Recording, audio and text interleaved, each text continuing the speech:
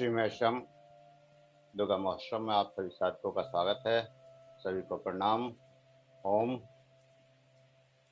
आज की साधना के लिए किसी भी आसन में सहज होकर बैठ जाएं। कमर गर्दन सीधी रखें, आंखों को कोमलता से बंद रखें, हाथों को ज्ञान मुद्रा में रखें और सहज हो जाएं। सहज श्वासों के साथ सहज हो जाएं। श्वासों के साथ सहज हो जाएं। जो सांस अंदर जा रहा है, जो सांस बाहर आ रहा है, उन सांसों के साथ सहज हो जाएं। जो श्वास अंदर जा रहा है, जो श्वास बाहर आ रहा है, उन श्वासों के साथ सहज हो जाएं और महसूस करें उस परमात्मा की ऊर्जा को, उस महामाया की एनर्जी को, जो श्वासों के द्वारा आपके अंदर प्रवेश कर रही है। उस महामाया की ऊर्जा को जो आपके अंदर श्वासों के साथ प्रवेश कर रही है, उस ऊर्जा को महसूस करें, उस एनर्जी को महसूस करें, उस ऊर्जा को महसूस करें। उस ऊर्जा के साथ अनंत गहराइयों में डूबते चले जाएं। महामाया की ऊर्जा, माँ दुर्गा की ऊर्जा प्रत्येक श्वास के साथ आपके अंदर प्रवेश कर रही है। उस ऊर्जा का एहसास करते हुए अनंत गहराइयों में डूबते चले जाएं, डूबते चले जाएं।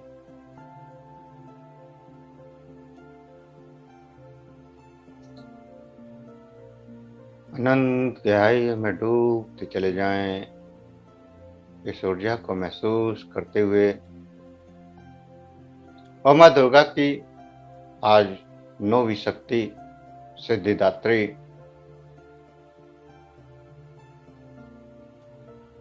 और ये सभी प्रकार की सिद्धियों को देने वाली है। नवरात्रि पूजन के 9वें दिन इनकी उपासना की जाती है और इस दिन साधना करने से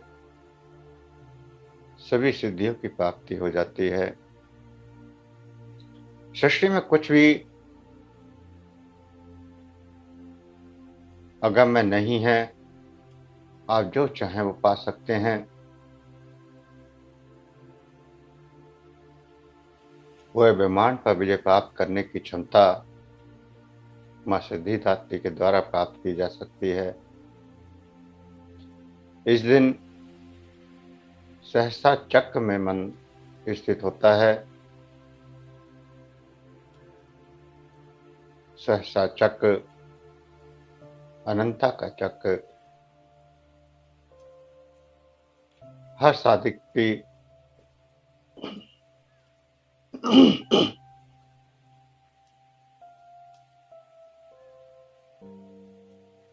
सर्वोच्च अवस्था, साधनाओं की सर्वोच्च अवस्था,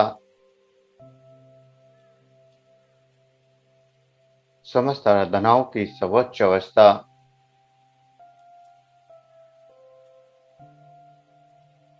चेतनाओं की सर्वोच्च अवस्था सहसा चक्र,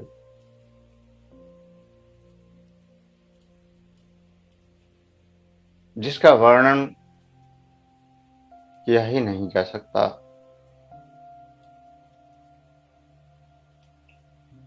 वहां पहुंचकर साधक सिर्फ उसका अनुभव कर सकता है। उसके लिए कोई शब्द ही नहीं है।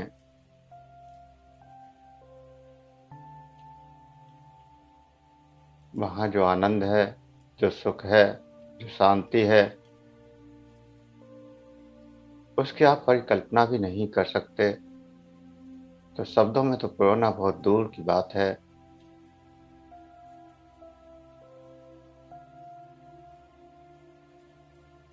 अंतिम मंजिल, मोक्ष, मुक्ति, सब कुछ यहीं संभव है। परम पिता परमात्मा से एकाकार होना, आत्म साक्षात्कार मिलना, ये सब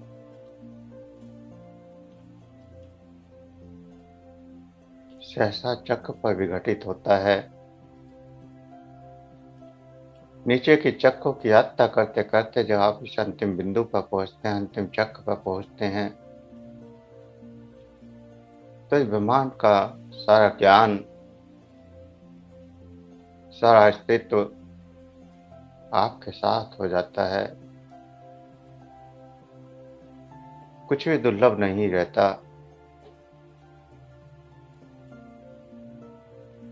जो चाहते हैं वो मिल जाता है, जो पाना चाहते हैं वो हासिल हो जाता है।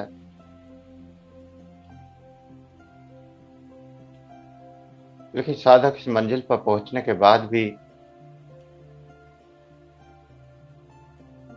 केवल भौतिकता की चीजों में अगर उलझ जाते हैं,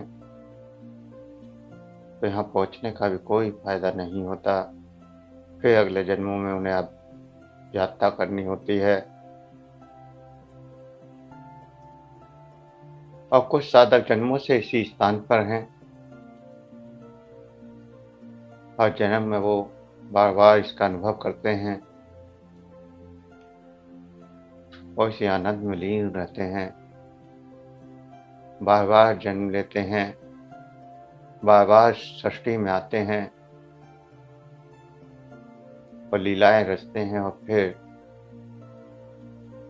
सूक्ष्म रूप में यहीं व्यवस्थित हो जाते हैं।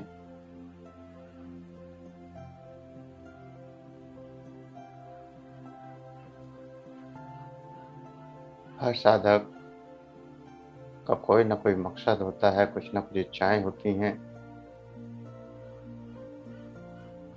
लेकिन कल्पांत मंडल के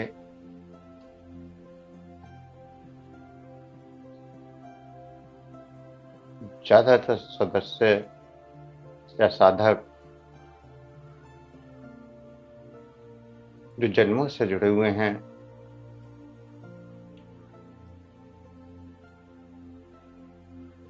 उनकी सूक्ष्म चेतना ने कभी मुक्ति पाई ही नहीं, और ना ही वो मुक्ति और मोक्ष चाहते हैं।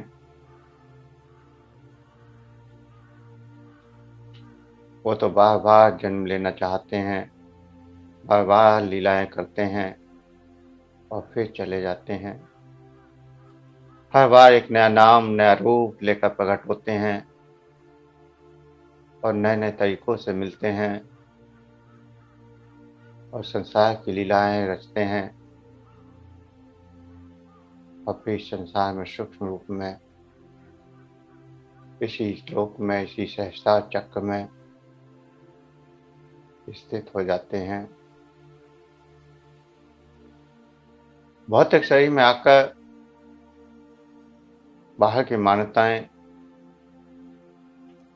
या संस्कार प्रभावित तो करते हैं, भ्रम तो होते हैं, लेकिन सूक्ष्म चेतना को सब कुछ पता होता है। वो अपना रास्ता स्वयं चुनती है।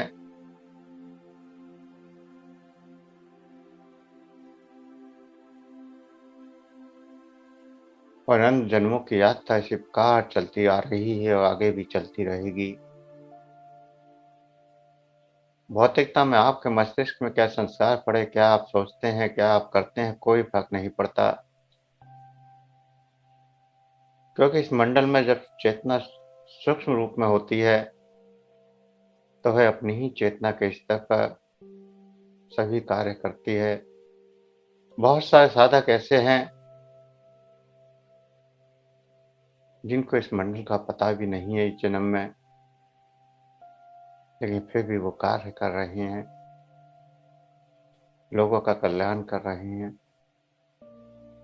और बहुत सारे साधक तो पूर्णतः भौतिक जीवन जी रहे हैं,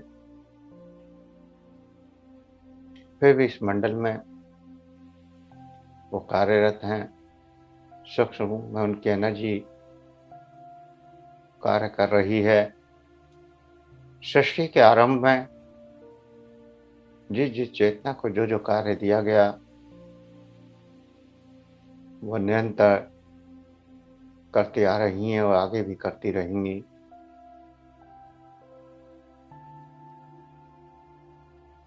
सभी चेतनाएं इसी प्रकार बार बार जन्म होगा, बार बार लीलाएं रची जाएंगी, बार बार यूं ही मिलान होगा।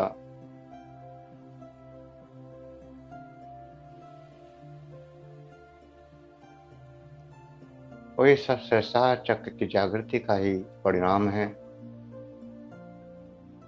इसीलिए जब साधक जैसे ही इस मंडल से जुड़ता है जन्म के भौतिक रूप में, तो उसकी जागृति बड़ी तेजी से होती है। वह स्वयं अचंभित होता है कि मैंने पूरा जीवन इतनी साधना की, इतनी आराधना की, लेकिन कभी कुछ ऐसा नहीं हुआ, कभी कोई जागृति नहीं हुई। लेकिन जैसे इस मंडल में जुड़ते ही उसकी तीव्रता से जागृतियां होनी शुरू हो गईं, तेजी से उसकी यात्रा आगे बढ़ने लगी और वह शीघ्र ही अनंत अनुभवों से गुजरने लगा। ये चमत्कार इस मंडल के अनंत जन्मों से हर बार होते हैं। सूक्ष्म रूप में चेतना सब कुछ जानती है और इसीलिए वो जागृति का एहसास इस भौतिक शरीर को कराती है। और ये भौतिक शरीर भी सहस्त्रार चक्र में व्यवस्थित होने के बाद सब कुछ जान लेता है। फिर भी कुछ साधक इस भौतिकता में इतना उलझे हुए हैं कि मंडल से जुड़कर भी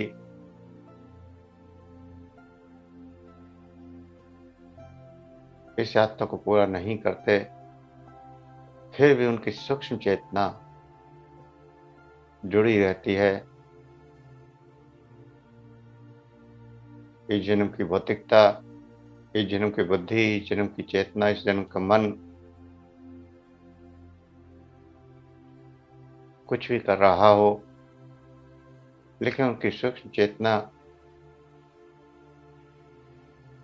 अपने स्तर पर हमेशा कल्याण और जो भी उसका कार्य है वो करती ही रहती है। तो ये शक्तियां हैं सिर्फ सिद्धिदात्री की। सिद्धिदात्री अनंत शक्तिशाली देवी का रूप, देव पुराण के अनुसार भगवान शिव ने इनकी कृपा से ही सिद्धियों को प्राप्त किया था और इनके अनुकंपा से ही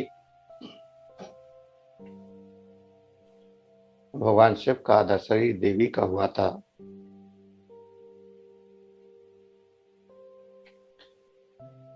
और वो अर्धनारीश्वर नाम से प्रसिद्ध हुए। माँ सिद्धिदात्री 4 भुजाओं वाली है, उनका वाहन सिंह है। ये कमल पुष्प पर आसीन है, उनके दाहिने तरफ के नीचे वाले हाथ में कमल पुष्प हैं। प्रत्येक मनुष्य का यह कर्तव्य है कि वह सिद्धिदात्री की दया प्राप्त कर निरंतर प्रयत्न करते रहना चाहिए और उनकी आराधना की ओर अग्रसर होना चाहिए। उनकी कृपा से अनंत दुख का रूप सुख में बदल जाता है और इस दुख रूपी संसार से निवृत्त होकर सुखों का भोग करता हुआ वह मोक्ष को प्राप्त कर पाता है। मार्कंड पुराण के अनुसार 8 सिद्धियां होती हैं। अणिमा, महिमा, गरिमा, लघिमा, प्राप्ति, पकम, स्थित और विस्तृत। और वही ब्रह्म वैवर्त पुराण के अनुसार श्री कृष्ण जन्म खंड में सिद्धियों की संख्या 18 बताई गई है। अणिमा, महिमा, गरिमा, लघिमा, प्राप्ति, पकम, स्तव, ओवसित, सब काम, वासविजिता, सभज्ञत्व, दूर श्रवण, प्राकय, प्रवेश, वाक्य सिद्धि, कल्प वृक्षत्व, सृष्टि, संहार कर्ण, समर्थ, अमृत तत्व और सब सवर्ण्या कल्प। मान्यता है कि सभी देवी देवताओं को देवी सिद्धिदात्री की कृपा से सिद्धियां प्राप्त होती हैं। सभी दिव्य चेतनाओं को भी, सभी दिव्यात्माओं को, सभी साधकों को मां सिद्धिदात्री की कृपा से ये सिद्धियां प्राप्त होती हैं।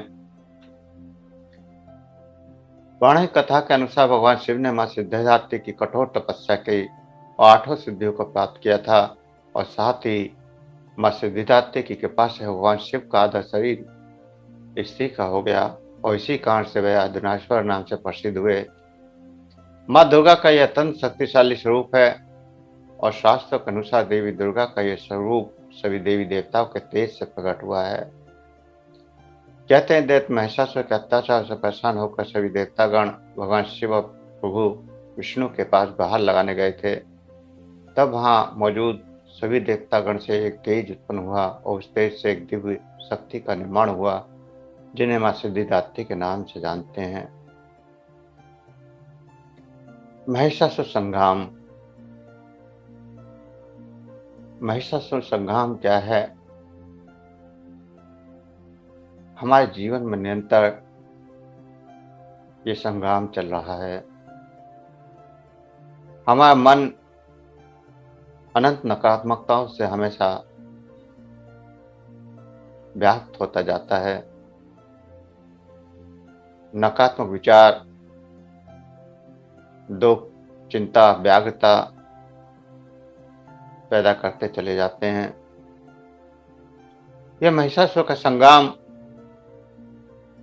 जब बहुत बढ़ जाता है तो इस संग्राम से मुक्ति के लिए साधक आराधना या साधना में लग जाता है। तो जब वो साधना और आराधना में लगता है तो भगवान शिव और विष्णु के पास गुहार लगाने गए थे, अर्थात वह किसी सिद्ध पुरुष से, किसी शिष्य चेतना से प्रार्थना करता है कि हे प्रभु, आप मुझे इन कष्टों से मुक्ति दिलाएं, या फिर किसी सूक्ष्म शक्ति से, किसी देवी से, किसी देवता से वह प्रार्थना करता है। तो जैसे ही वो प्रार्थना करता है और सच्चे भाव से, पूर्ण हृदय के भावों से करता है, तो उसकी ही चेतना के अंदर समाहित समस्त देवी देवता जो समाहित हैं लेकिन पता नहीं है, उनसे एक तेज उत्पन्न होता है। तेज, महाप्रकाश,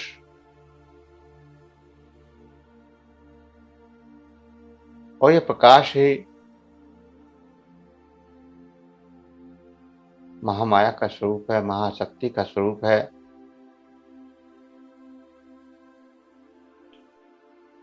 जो साधक साधना के चरणों में आगे बढ़े हैं वो जानते हैं कि ब्रह्मा विष्णु महेश से भी पहले महाशक्ति सामने प्रकट होती हैं। सर्वप्रथम गणेश की उत्पत्ति होती है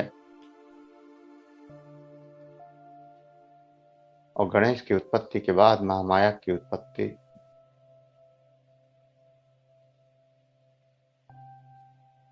क्योंकि जैसे ही साधना शुरू करते हैं तो गणेश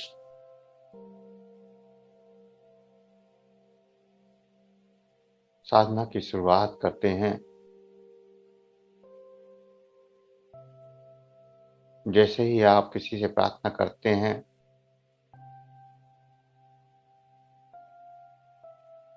तो गणेश का आशीर्वाद मिलना शुरू हो जाता है।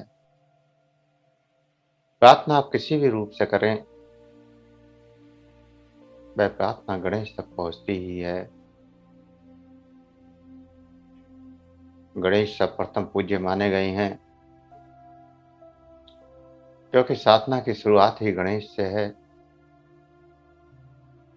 और जब गणेश जी का दर्शन होता है, अपने अंतःकरण में, अपनी चेतना में जब साधक गणेश का चिंतन करता है, गणेश प्रकट हो जाते हैं बिना किसी चिंतन के, बिना किसी विचार के। तो महामाया का प्रकाश प्रकट होता है, और इसी प्रकाश को कहा जाता है कि समस्त देवी देवताओं ने एक साथ तेज उत्पन्न किया। उस तेज की शक्ति से फिर आपके मन के विकार एक एक करके खत्म होते चले जाते हैं। जैसे जैसे आपकी चेतना इस प्रकाश से आगे बढ़ती है और ऊपर की ओर उठती है, अरब चक्रों की यात्रा करती है, तो एक एक करके समस्त राक्षस, क्योंकि हर राक्षस का नाम भी एक मन की स्थिति का नाम है, और फिर इसी प्रकार एक एक राक्षस का वध होता हुआ अंत में नव सदीयों की आराधना या नव स्वरूपों की आराधना पूर्ण होती है सहस्त्रार चक्र पर।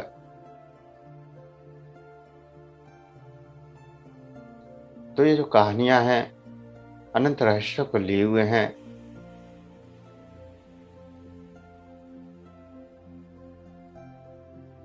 देवी महागौरी आपको भौतिक जगत में प्रगति और आशीर्वाद और मनोकामना पूर्ण करने के लिए आती है, ताकि आप संतुष्ट होकर अपने जीवन पथ पर आगे बढ़ें। और माँ सिद्धिदात्री आपको जीवन में अद्भुत सिद्धि प्रसन्नता प्रदान करती है, ताकि आप सब कुछ पूर्णता के साथ कर सकें। सिद्धि का क्या अर्थ है? सिद्धि संपूर्णता है, संपूर्णता विचार आने से पूर्व ही काम का हो जाना। कई बार आप सोचते हैं कि मैं उस व्यक्ति से मिलना चाहता हूं और वो व्यक्ति सामने आ जाता है। कई बार आप सोचते हैं कि मुझे उससे बात करनी है, उसका तुरंत फोन आ जाता है। ऐसी बहुत सारी घटनाएं आपके जीवन में घटती हैं। ये सब सिद्धिदात्री का ही चमत्कार है। सब कुछ आपके केवल विचार मात्र से ही, बिना किसी कार्य के किए इच्छाओं का पूर्ण हो जाना, यही शक्ति है सिद्धिदात्री की। आपने संकल्प किया और वह पूर्ण हो गया।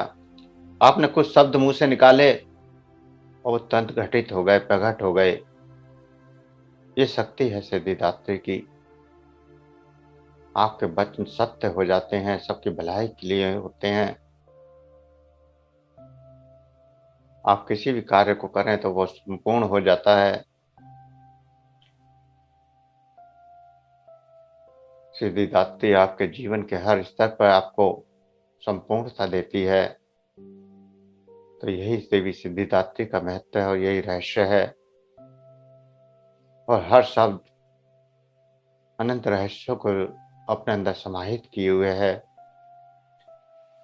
लेकिन इन सभी रहस्यों को जानने के लिए आपको आराधना करनी होती है, साधना करनी होती है। और इसी रास्ते पर चलने के लिए किसी मास्टर की जरूरत होती है, किसी गुरु की जरूरत होती है, किसी पथ प्रदर्शक की जरूरत होती है, जो आपको निरंतर रास्ता दिखाता है। आप साधना शुरू करते हैं, अनेक घटनाएं घटती हैं। कब किस घटना में क्या करना है, ये एक वही बता सकता है जो पहले इस रास्ते से गुजर चुका हो, जो इस रास्ते पर चलकर अनुभव कर चुका हो कि कब कहाँ क्या होना है।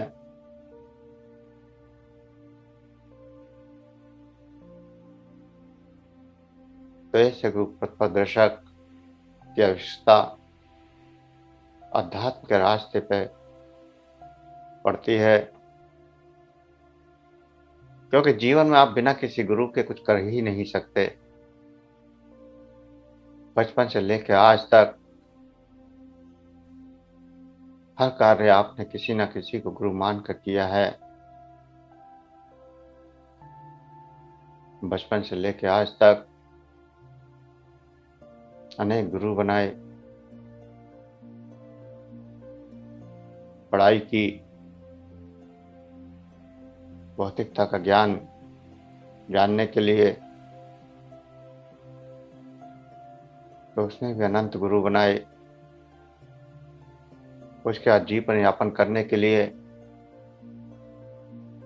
कोई विधा, कोई कार्य सीखा, उसके लिए भी गुरु बनाए। जीवन के हर पड़ाव पर गुरु की जरूरत होती है, किसी मार्गदर्शक की जरूरत होती है, किसी मास्टर की जरूरत होती है। और इसी प्रकार अनंत गुरु इस जीवन में प्रत्येक साधक बनाता है। और इसी रास्ते में एक अध्यात्म गुरु भी जरूरी होता है, जो आपकी जन्मों की यात्रा में उन अनुभवों को कराता है जिसके लिए चेतना का जन्म हुआ है। इस चेतना का जन्म का मकसद अध्यात्म गुरु के बिना संभव है।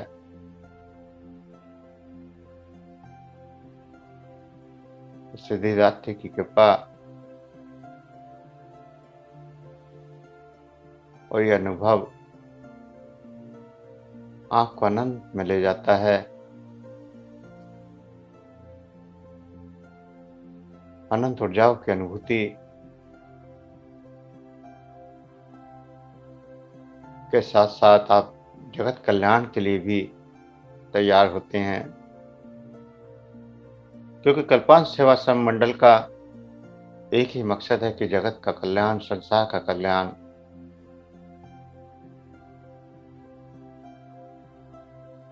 यह मंडल कभी भी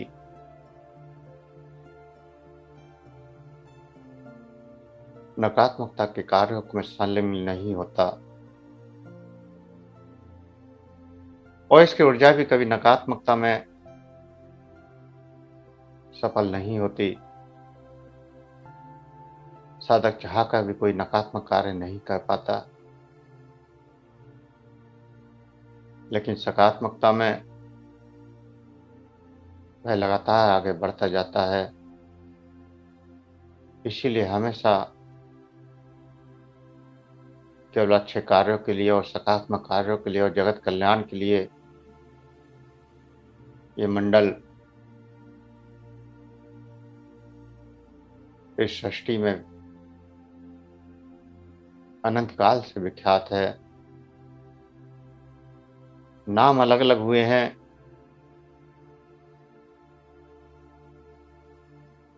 लेकिन कार्य एक ही हुए हैं। इस बार इस मंडल को कल्पांत नाम दिया गया। इससे पहले भी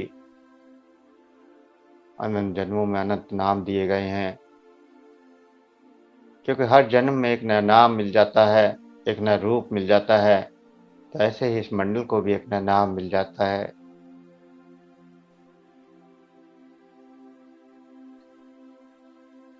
और समस्त शक्तियां इस मंडल के रूप में कार्य करने लगती हैं।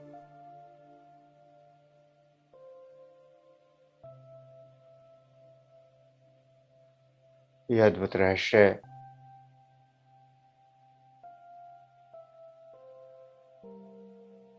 महामाया के द्वारा ही जानना संभव है।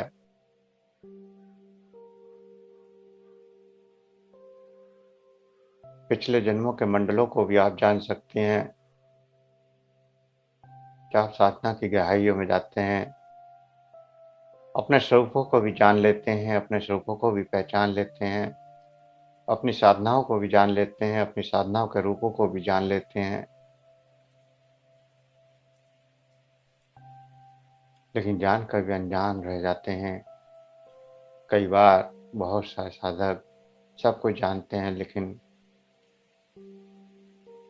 भौतिकता इतनी लिप्त होती है कि वो कुछ भी नहीं करते। तो भौतिकता में वो कुछ करें या ना करें, इससे भी कोई फर्क नहीं पड़ता। जैसा कि मैं कहता हूँ कि हमेशा ये सूक्ष्म चेतनाएं हमेशा इस मंडल से जुड़ी हुई हैं। सारा मंडल एक ही जगह व्याप्त है और सारा मंडल इस मन मंदिर में व्याप्त है। इस मन मंदिर की रचना सार्वजनिक रूप से पिछले नवरात्रों में की गई। चैत्र के नवरात्रों में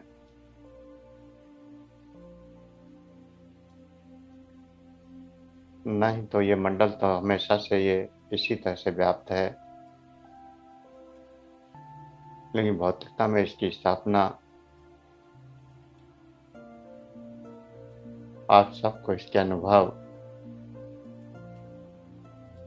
और कहते हैं कि पुरानी यादों को ताज़ा करने के लिए भी कुछ न कुछ ऐसा किया ही जाता है। रामायण में हनुमान जी जब अपनी शक्तियों को भूल गए तो जावंत ने उनकी शक्ति को याद दिलाने के लिए उनकी याद से ही कुछ क्रियाएं की, उनकी शक्तियों का बखान किया तो वह शक्ति जागृत हो गई। तो ऐसे ही इस मंडल की रचना को दोबारा याद कराने के लिए ये प्रपंच रचे जाते हैं, जिसमें ये शक्तियां सभी शामिल हो जाएं, एकत्रित हो जाएं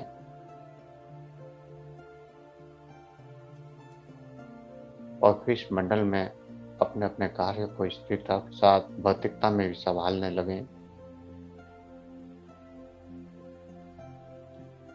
ये संसार की माया देवी देवताओं को भी मोहित करती है।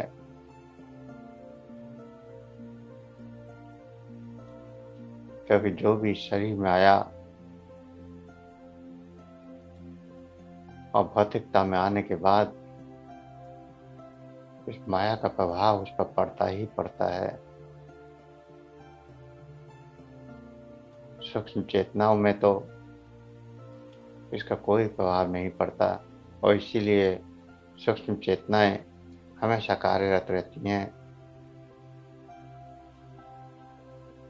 और इसी प्रकार जन्म जन्मांतर तक ऐसे ही लीलाएं चलती रहती हैं। तो इस ऊर्जा का अनुभव करते हुए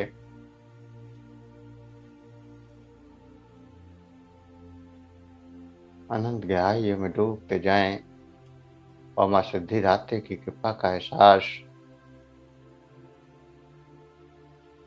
करते हुए माँ सिद्धिदात्री का मंत्र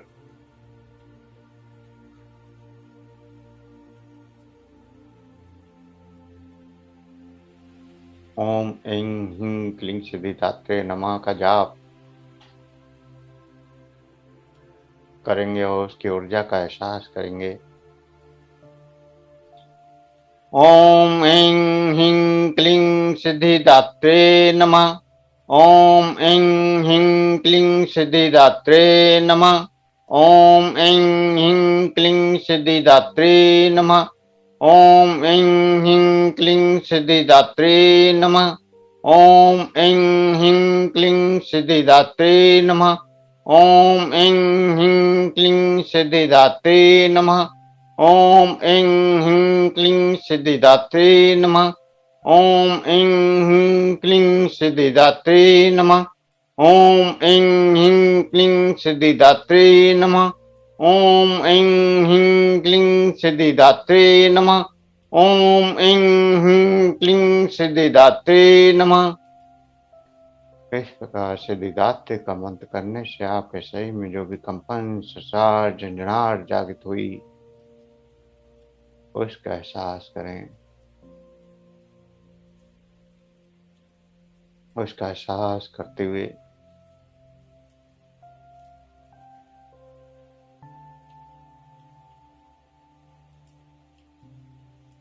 सिद्धिदात्री के रहस्य को जानते हुए, उसके अनुभव को करते हुए, उनकी ऊर्जा को महसूस करते हुए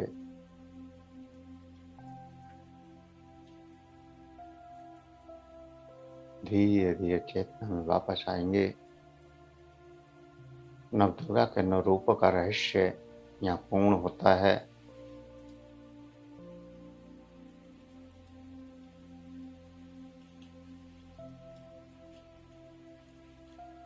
धीरे धीरे चेतना में वापस आएं।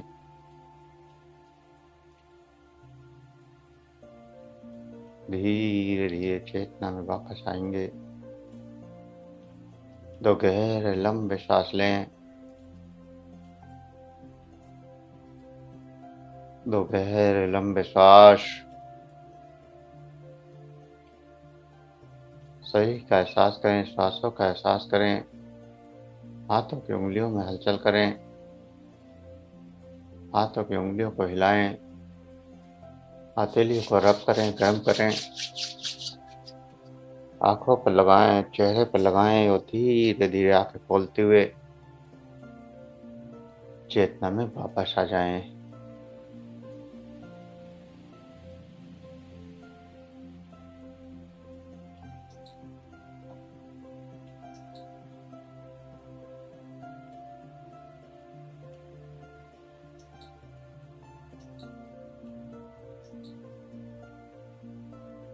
धीरे धीरे सभी चेतना में वापस आ जाएं।